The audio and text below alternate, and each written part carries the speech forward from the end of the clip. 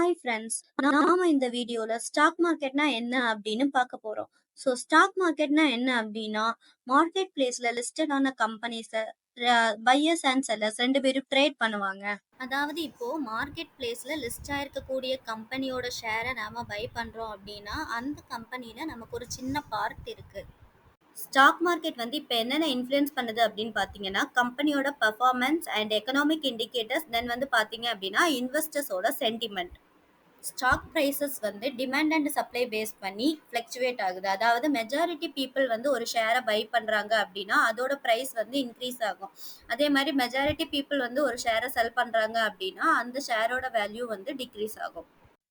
அடுத்து வந்து பாத்தீங்க அப்படின்னா இன்வெஸ்டர்ஸோட மைண்ட் செட் இதுல எப்படி இருக்கும் அப்படின்னா, நம்ம ஒரு ஷேர் வாங்குறோம் அப்படின்னா அது வாங்குற ரேட்ல இருந்து ஒரு நல்ல ரேட் போகும்போது அதை செல் பண்ணி அதை ப்ராஃபிட்டா மாத்தலாம் அப்படின்ற மாதிரி இருக்கும். பட் எப்பவுமே மார்க்கெட்டுன்றது பாத்தீங்க அப்படின்னா அன்பிரெடிக்டபிள் தான். எப்படினாலும் இன்வெஸ்ட்மெண்ட்ன்றது ரிஸ்க் தான். அதாவது நம்ம வாங்கியிருக்க ஷேர் வந்து பிரைஸ் கூடவும் செய்யும், குறையவும் செய்யும். இது வந்து அந்த கம்பெனியோட பாஸ்ட் பர்ஃபார்மன்ஸை மட்டுமே வச்சு முடிவு பண்றது கிடையாது. எண்ட் ஆஃப் த டே உங்கள் மணி போட்டு நீங்கள் ட்ரேட் பண்ண போகிறீங்க.